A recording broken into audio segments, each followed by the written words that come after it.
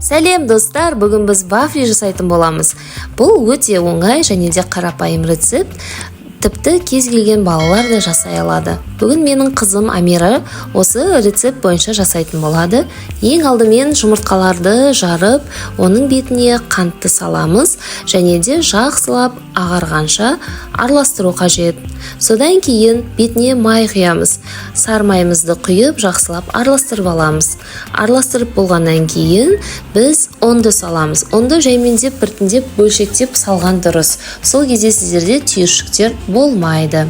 Жақсылап ұнды араластырып алғаннан кейін біздің вафельницамызды қыздырып алып, бетін майлап және де бір қасықта осылай салсаңыздар болады.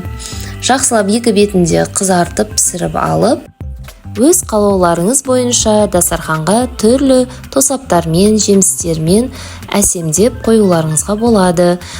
Егер видео ұнаса, лайк басып қолдап кетеміз.